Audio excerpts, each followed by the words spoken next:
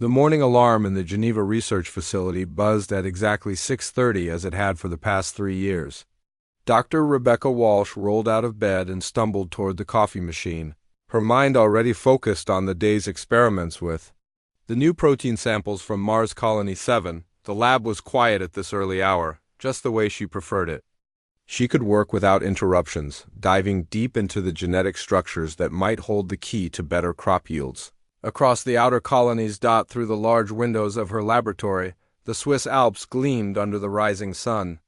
Earth looked peaceful from here, almost untouched by the rapid expansion of humanity across 12 star systems. The Terran Federation had grown beyond anyone's wildest dreams in the past century. Trade routes connected distant worlds, families spread across multiple planets, and technology advanced at a pace that sometimes left Rebecca dizzy with possibility. Her computer chimed with an incoming message from Admiral Thompson aboard the Orbital Defense Station. Rebecca frowned. Military communications rarely reached civilian scientists unless something serious was happening. She opened the channel and saw the Admiral's weathered face, but something was wrong. His usual calm demeanor had cracked, replaced by barely controlled panic. "All research stations, this is Admiral Thompson," his voice crackled through the speakers. "We have unidentified vessels approaching Earth, massive ones. I need all civilians to prepare for immediate evacuation protocols." Rebecca's coffee mug slipped from her fingers, shattering on the laboratory floor. Through the window she could see people in the streets below pointing at the sky. She rushed outside to the facility's observation deck and looked up. What she saw made her blood freeze in her veins. Ships hung in Earth's atmosphere like dark clouds, each one larger than any human construction she had ever seen. It was sleek and crystalline, reflecting the sunlight in strange patterns that hurt to look at directly. There were dozens of them, maybe hundreds, arranged in perfect formation across the sky. No human technology could have brought vessels that size through Earth's gravity well without massive energy expenditures. Yet these ships floated as if gravity meant nothing to them. The first plasma bolts struck Geneva's defense grid 15 minutes later. Rebecca watched in horror as the energy shields that protected the city simply vanished under the alien assault. The weapons were unlike anything in human arsenals, cutting through metal and concrete like heated knives through butter. Buildings that had stood for centuries crumbled in seconds. Admiral Thompson's fleet launched every available fighter and destroyer, but the human vessels looked like toys against the alien dreadnoughts. Rebecca watched through her laboratory's emergency feeds as Earth's finest warships exploded one after another. The alien weapons didn't just destroy the ships, they seemed to unmake them, reducing metal and electronics to fundamental particles that scattered like dust in space. Within 6 hours, the invasion was over. The aliens landed troops in every major city simultaneously, their forces appearing through what looked like tears in the air itself. Rebecca huddled in the laboratory's emergency shelter with 12 other researchers, listening to the sounds of fighting in the streets above. The alien soldiers moved with impossible speed and coordination, overwhelming human resistance before it could properly organize. Dr. Walsh activated the facility's emergency transmission system and tried to contact the outer colonies. Static filled most channels, but she managed to reach New Texas Colony before the connection died. The colonists there were preparing their own defenses, but Rebecca doubted it would matter. If these aliens could defeat Earth so easily, the scattered human settlements wouldn't stand a chance. The first alien soldier Rebecca saw up close was 7 feet tall with translucent skin that revealed crystalline structures beneath. It had 4 arms that moved independently and eyes that glowed with their own internal light. When it spoke, the words formed directly in her mind without passing through her ears. The sensation was violating and terrifying. "You will be processed," the alien said inside her thoughts. "Resistance is inefficient." The processing centers appeared overnight. Massive structures that the aliens assembled using technology Rebecca couldn't understand. Humans were herded into these facilities like cattle, sorted according to criteria that made no sense to the prisoners. Some were loaded onto transport ships and sent to unknown destinations. Others disappeared into the depths of the processing centers and never returned. Rebecca found herself assigned to a work detail at a facility. The aliens were building on the outskirts of what used to be Geneva. The humans were forced to carry materials and operate simple machinery under the watchful eyes of their captors. The aliens showed no emotion during the work, treating their human slaves like tools that happened to be made of flesh instead of metal. Captain David Morgan arrived at the facility 3 weeks after the invasion. He had been captured during the last stand at Luna Base, one of the few military officers to survive the initial assault. His uniform was torn and dirty, but he still carried himself like a soldier. Rebecca noticed him immediately because he never stopped looking for ways to resist. Even when resistance seemed impossible, the aliens transported groups of humans off-world every few days. Rebecca learned from whispered conversations that some were sent to mining operations on airless worlds while others became subjects in alien research facilities. The destinations were never announced, and no one ever returned to tell what they had found. One night, while sorting alien equipment in the facility's storage area, Rebecca discovered something that changed everything. Hidden among the crystalline devices was a datapad with symbols that looked almost familiar. She had spent years studying genetic codes, and these symbols followed similar patterns. The aliens were not just conquerors, they were catalogers, documenting every aspect of human biology and technology. The datapad revealed fragments of alien communications, and Rebecca began to understand that humanity was not the first species these beings had enslaved.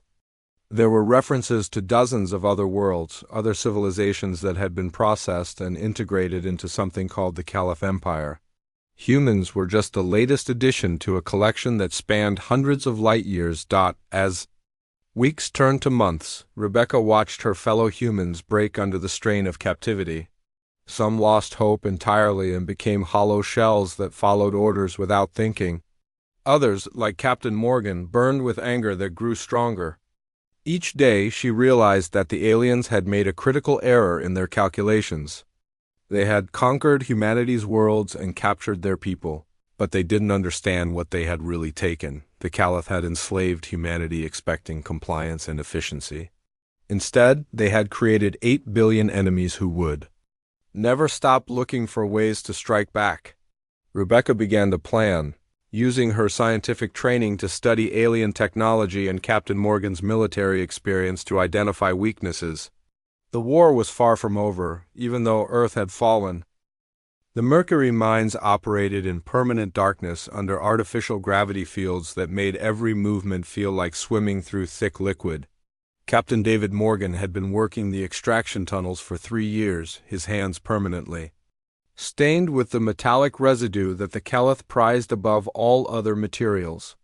Each day blended into the next in an endless cycle of digging, hauling, and collapsing into exhausted sleep. Morgan watched another human worker fall during the morning shift, the man's body simply giving out after weeks of inadequate food and impossible labor quotas. The Caliph overseer approached with its characteristic emotionless stride, examined the fallen prisoner for exactly 10 seconds, then activated a device that dissolved the body into component atoms. No ceremony, no acknowledgement that a life had ended, just efficient disposal of a broken tool. The overseer's mental voice echoed in Morgan's skull like always. Production continues. Replacement units are being processed. It gestured toward a group of new arrivals being herded into the facility, their faces still showing the shock of capture and transportation. Morgan recognized that look from his own reflection 3 years ago in a hidden communication network that the prisoners had built using salvaged wire and stolen components. Morgan received a message that changed everything. Dr. Rebecca Walsh had managed to infiltrate the Caliph research station on Europa, and what she had discovered would reshape their understanding of their captors. The Caliph Empire was not the unstoppable force it appeared to be. Walsh's message was brief but devastating. The aliens were fighting a massive war against another species called the Vorthok, and they were losing. The Caliph had enslaved humans not from a position of strength but from desperation. They needed workers to maintain their war effort while their own population remained safely behind fortified borders. Every human slave represented a caliph, citizen who didn't have to risk death in the mines or factories. The revelation spread through the slave networks like wildfire. On the agricultural world of Kepler Prime, engineer Alex Rivers learned about the caliph weakness while processing food supplies for their military fleet. He had been documenting security protocols and guard rotations for months, preparing for an escape attempt that seemed impossible. Now, with knowledge of the aliens' true situation, escape was no longer enough. Rivers worked in a massive agricultural facility that produced nutrient paste for over 2 million caliph soldiers. The complex was heavily guarded and isolated, but the aliens had made one critical error. They had forced human engineers to modify and maintain their food processing equipment, giving the prisoners intimate knowledge of every system in the facility. Dr. Walsh's research on Europa had revealed something even more valuable than strategic intelligence. The caliph physiology was based on crystalline structures that made them vulnerable to specific electromagnetic frequencies. Their technology, which seemed so advanced, actually relied on centralized control systems that could be disrupted by carefully planned attacks. The plan began to take shape across multiple worlds simultaneously. Morgan would lead an assault on Mercury's command center using improvised weapons made from mining equipment. Rivers would contaminate the food supply at Kepler Prime with a biological agent that was harmless to humans but devastating to caliph digestive systems. Walsh would trigger an electromagnetic pulse from Europa that would disable alien equipment across the Jupiter system. The coordination required months of careful preparation and impossible risks. Messages traveled through maintenance workers, who moved between facilities, hidden in the memory cores of recycled equipment, and encoded in the work songs that prisoners sang to maintain morale. The caliph never suspected that their efficient slave labor system had become a galaxy-spanning resistance network. Morgan's team on Mercury began stockpiling materials for weapons construction. Mining explosives could be shaped into crude grenades. Industrial cutters could become directed energy weapons. The pneumatic systems used to move equipment through the low-gravity environment could launch projectiles with lethal force. Every tool in the facility became a potential weapon in the hands of people who had nothing left to lose. Rivers faced a different challenge on Kepler Prime. The agricultural facility was designed to be completely sterile, but human workers had been modifying the systems for 3 years. He had learned to introduce minor variations in the nutrient paste production that improved its nutritional value for human prisoners, without triggering alien detection systems. Now he would use that same knowledge to introduce something far more dangerous. The biological agent came from Dr. Walsh's research on Europa. She had discovered that caliph crystalline biology could not process certain organic compounds that were commonplace in human biochemistry. A slow-acting enzyme that was naturally present in human saliva would cause catastrophic digestive failure in any caliph that consumed contaminated food. The effects would take weeks to manifest, giving the resistance time to coordinate their attacks. Walsh's role on Europa was perhaps the most dangerous. The research facility was heavily monitored, and her access to the electromagnetic pulse device required her to disable multiple security systems without triggering alarms. She had been studying caliph technology for 3 years, learning their language and their operating procedures while pretending to be a compliant research assistant. The night before the coordinated attack, Morgan gathered his team in the deepest tunnel of the Mercury facility. 23 men and women who had survived 3 years of the worst conditions imaginable looked back at him with expressions of grim determination. They all knew that most of them would die in the assault, but they also knew that their deaths would mean something. "We're not fighting to escape," Morgan told them quietly. "We're fighting to show them that humans don't break. Every caliph who dies tomorrow will be a message to the rest of their empire. Humanity remembers, and humanity strikes back." Similar scenes played out across 17 worlds, where human slaves prepared for the largest coordinated resistance action in galactic history. The caliph had spent 3 years believing that they had successfully processed and controlled their human resources. They were about to learn that they had created something far more dangerous than slaves. They had created an army of people who had lost everything, and therefore had nothing left to fear. The countdown to Liberation Day had begun, and across the galaxy, humanity prepared to remind their captors why enslaving Earth had been the biggest mistake in Caliph history.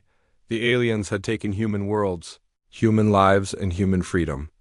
Tomorrow, the humans would begin taking those things back, one dead Caliph at a time. The war for liberation was about to begin, and it would be fought with a fury that would shake the foundations of an empire that spanned 200 worlds. Liberation Day began with the sound of an electromagnetic pulse tearing through the communication systems of the Jupiter system.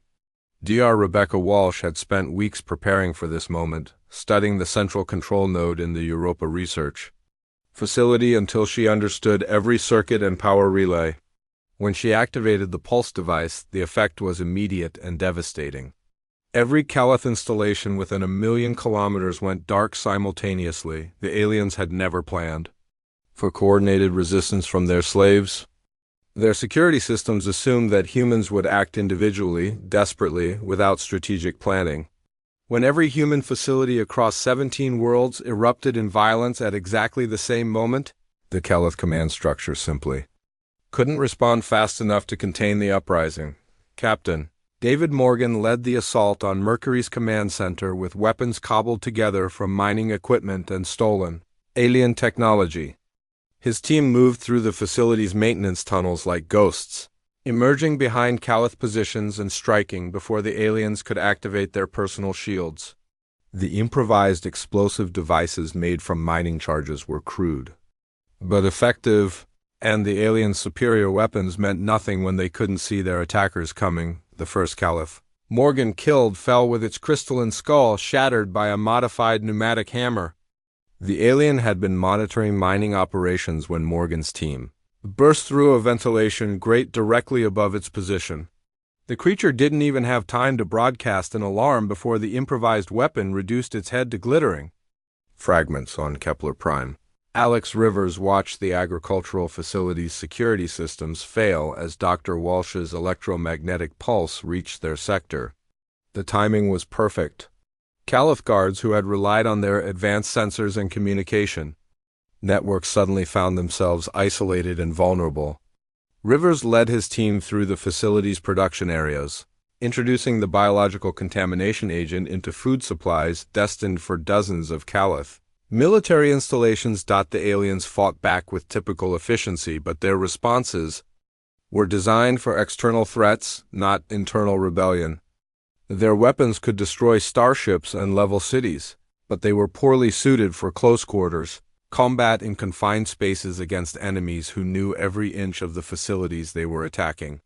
Human resistance fighters used service tunnels, ventilation systems, and maintenance access ways to appear where the aliens least expected them. Colonel Sarah Martinez had been enslaved on Titan for 2 years, forced to maintain atmospheric processors that kept the moon's research stations operational. When the uprising began, she led an assault team that captured the station's armory through a combination of technical knowledge and pure audacity. The humans didn't just steal the weapons, they studied them, tested them, and began immediately planning ways to improve their effectiveness. The psychological impact of the coordinated uprising was as important as the tactical success. For 3 years, the Caliph had seen humans as docile resources that could be processed and controlled through superior technology. The simultaneous revolts across multiple worlds shattered that perception completely. The slaves were not just escaping, they were fighting back with a level of coordination and ferocity that the aliens had never encountered. Dr. Walsh escaped Europa during the chaos of the electromagnetic pulse, carrying stolen research data that would prove invaluable to the growing resistance movement. The information she had gathered about Caliph technology, biology, and military capabilities gave human fighters their first real advantage in the war. More importantly, she had learned about the alien communication networks and how to exploit them. Morgan's team on Mercury discovered that captured Caliph equipment could be modified using human engineering principles. The aliens had designed their technology to be operated by creatures with 4 arms and crystalline nervous systems. But human ingenuity found ways to adapt the devices for 2-armed operators with carbon-based biology. Within days of the first assault, human resistance cells were using modified alien weapons against their former captors. The speed of adaptation surprised even the humans themselves. Engineers like Rivers found that they could understand alien technology intuitively, not because it was simple, but because it followed logical principles that human minds could grasp and improve upon. The Caliph had assumed that their technological superiority made them invulnerable, but they had never faced opponents who could steal their advantages and turn them into weaknesses. Martinez's team on Titan captured an entire Caliph supply depot by using the aliens' own security protocols against them. The humans had learned to mimic Caliph authorization codes and movement patterns well enough to fool automated systems. When the depot's defenses recognized what appeared to be a legitimate resupply operation, they opened their shields and allowed the human assault team to walk directly into the facility's core. The ripple effects of Liberation Day spread beyond the immediate tactical victories. News of the coordinated uprising reached human slaves on worlds throughout Caliph space, carried by the same communication networks that the aliens used to coordinate their own operations. Dar Walsh had learned how to hijack these systems, broadcasting coded messages that looked like routine maintenance reports but actually contained detailed instructions for sabotage and resistance. Rivers completed his mission on Kepler Prime by contaminating enough food supplies to affect millions of Caliph soldiers. The biological agent would take weeks to show symptoms, but when it did, entire military units would become incapacitated simultaneously. The aliens would face a medical crisis just as their human slaves were mounting increasingly effective attacks. Across the Empire, the Caliph response was predictably brutal. They began executing human prisoners en masse and bombing facilities where resistance was strongest. But every atrocity only fueled human anger and created more recruits for the rebellion. The aliens discovered that fear, which had worked so effectively during the initial conquest, had no power over people who had already lost everything. Morgan established a hidden base in Mercury's asteroid belt using captured alien technology and improvised human engineering. The facility became a training center where escaped slaves learned to use Caliph weapons and tactics against their former captors. Every human who passed through the base became a teacher for the next group of escapees, spreading knowledge and techniques throughout the resistance network. Dr. Walsh's most important discovery came from analyzing captured Caliph strategic communications. The alien empire was not just fighting humans and the mysterious Vorthek, they were also struggling with internal rebellions on dozens of other worlds. The humans were not alone in their resistance, and the Caliph were far more vulnerable than they had ever admitted. The war had fundamentally changed character in the space of a single day. What had begun as a rebellion by desperate slaves had become a coordinated military campaign by an enemy that the Caliph were completely unprepared to fight. Humanity had reminded the galaxy that they were not just another species to be conquered and processed. They were survivors, adapters, and when pushed beyond their breaking point, they became something far more dangerous than their captors had ever imagined. The industrial complex on Gamma Station stretched across the surface of an airless moon, its massive factories churning out replacement parts for the Caliph fleet. Tom Bradley had been working the maintenance tunnels beneath the facility for 18 months, learning every pipe, cable, and structural support that kept the operation running. When the rebellion reached Gamma Station, he was ready. Bradley's assault team struck during the shift change, emerging from access hatches throughout the facility like a coordinated swarm. The Caliph guards had grown complacent after months of routine operations. Their attention focused on external threats rather than the human workers, who moved invisibly through the infrastructure around them. By the time the aliens realized what was happening, the humans had already seized control of the facility's main power grid, the converted mining ships that Captain David Morgan had assembled in Mercury's asteroid belt looked like nothing the galaxy had ever seen before. They were ugly, improvised vessels built from salvaged materials and human desperation. but they moved with a speed and unpredictability that made them perfect for hit-and-run attacks against Caliph patrol fleets. Each ship was crewed by former slaves who had intimate knowledge of alien technology and absolutely nothing left to lose. Morgan's first fleet engagement took place near the outer edge of the Sol system, where a Caliph patrol squadron was investigating. Reports of human activity. The alien ships were larger, better armored, and equipped with weapons that could destroy planets. The human vessels were barely space-worthy, held together with improvised repairs and powered by jury-rigged alien energy cores. The battle should have lasted minutes. Instead, the human ships swarmed the Caliph patrol like angry insects, using their superior maneuverability to stay inside the aliens' weapons envelope, while targeting critical systems with precision strikes. Morgan had studied Caliph ship design during his time on Mercury, and he knew exactly where to hit them to cause maximum damage. When the engagement ended, 3 Caliph vessels drifted as dead hulks while the human fleet had lost only one ship, the biological weapon that Alex Rivers had introduced into the Caliph food supply began showing its effects across multiple worlds simultaneously. Entire military units reported to medical facilities with identical symptoms, crystalline digestive systems failing in ways that Caliph physicians had never seen before.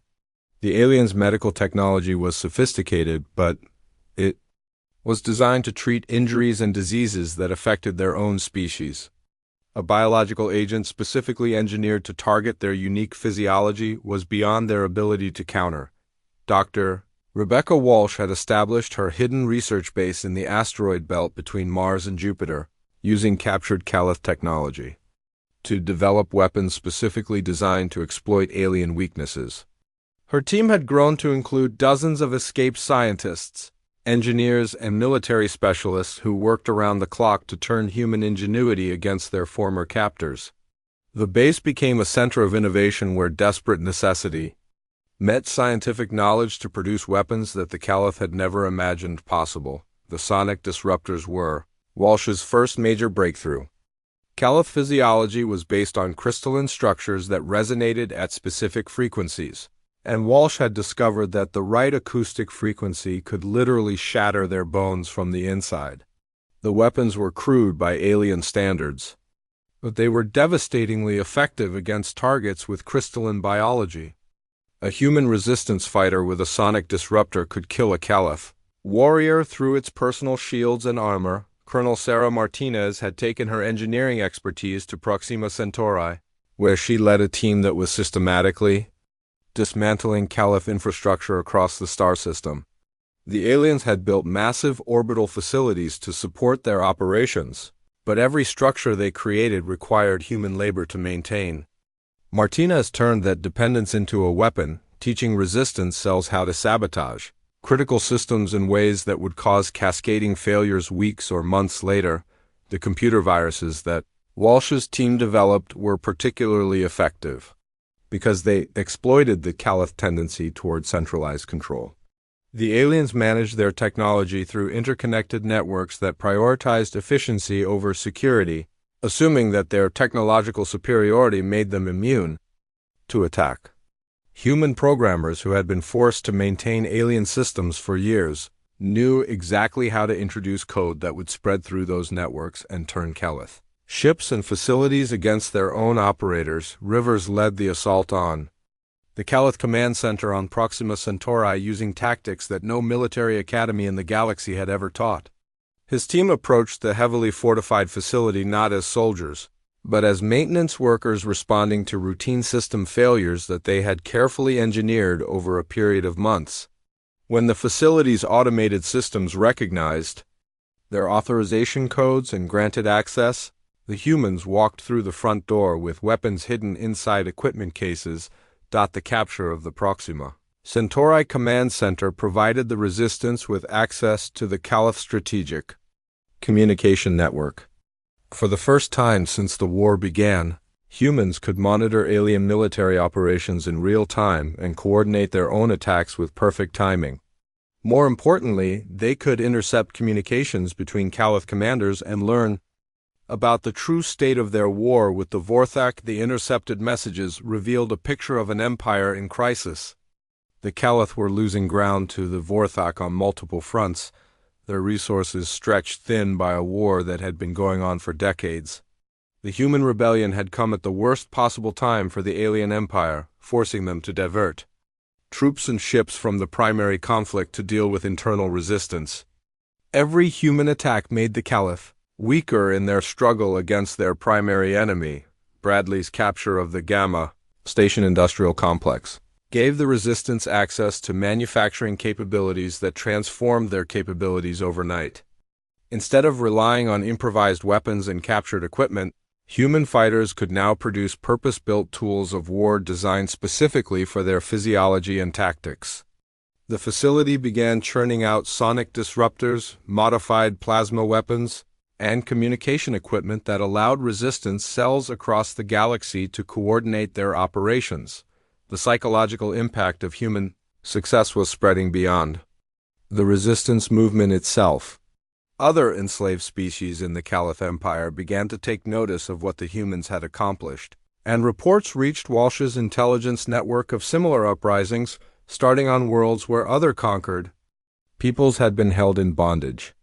The humans had become a symbol of successful resistance that inspired rebellion throughout. Caliph Space. Martinez assembled the largest human fleet in history for the assault on Arcturus Prime, the Caliph regional command center that controlled operations across 40 star systems.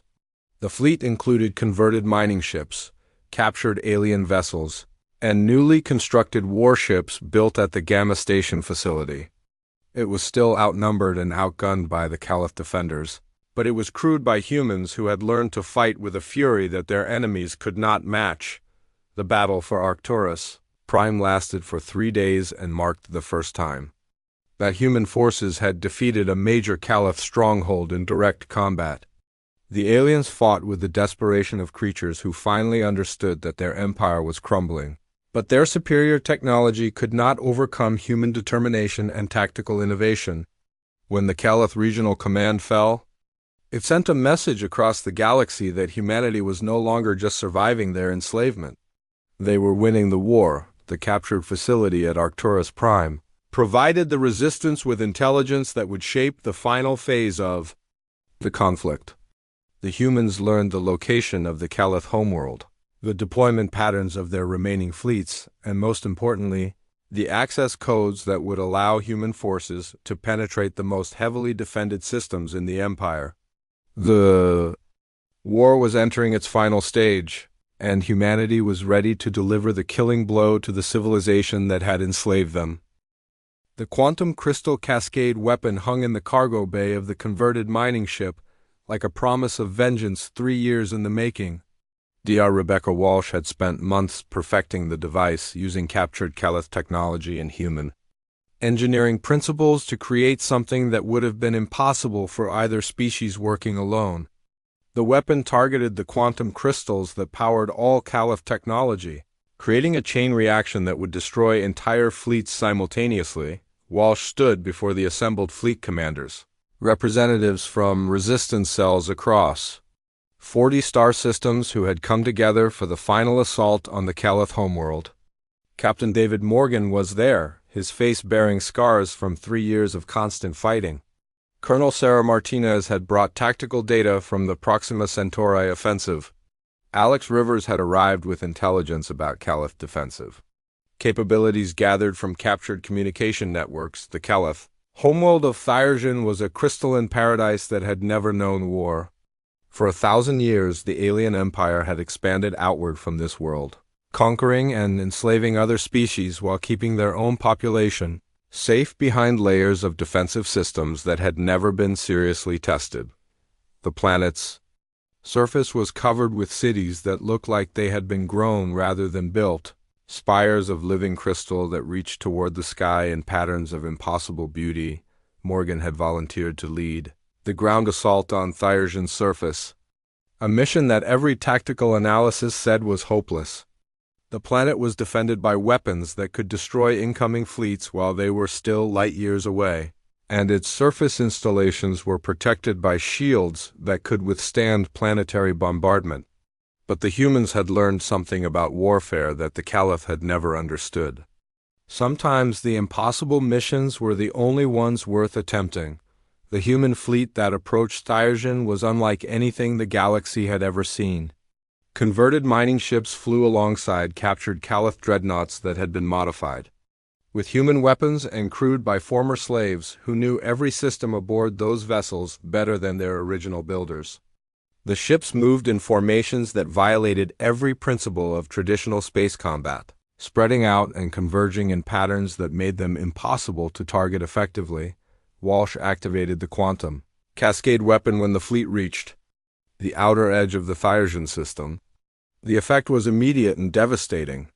Every Caliph vessel within 1,000,000 kilometers simply stopped working as their quantum crystal power cores destabilized and failed simultaneously.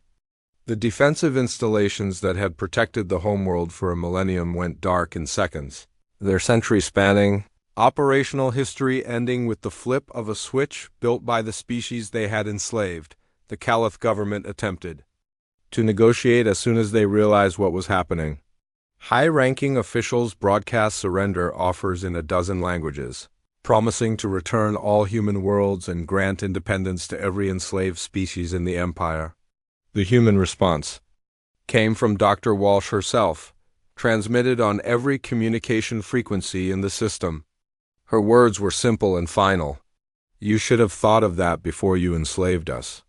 Morgan's ground assault landed in the crystal cities of Thyrgen while the orbital battle raged overhead.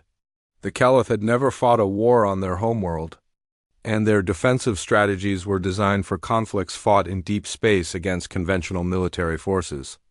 They were completely unprepared for human soldiers who used captured gravity manipulators and energy weapons while fighting with the fury of people who had spent 3 years planning this moment.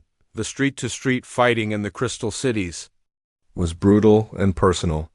Every human soldier carried memories of friends who had died in the slave camps, family members who had been processed and disappeared, and years of degradation that could only be answered with blood. The Caliph, despite their technological advantages, proved surprisingly vulnerable in close combat. Their crystalline physiology was optimized for their home environment, not for hand-to-hand fighting against species that had evolved from predators. Rivers coordinated the assault on Thyrgen's communication networks, using access codes captured during the Proxima Centauri operation to penetrate systems that had been considered impregnable. Once inside the alien networks, human programmers began broadcasting the truth about the war throughout Caliph space. Every colony, every military installation, every civilian population center learned that their homeworld was under attack and their empire was collapsing. The final space battle took place in high orbit, above Thyrgen as the remaining Caliph fleet attempted to evacuate their government and military leadership.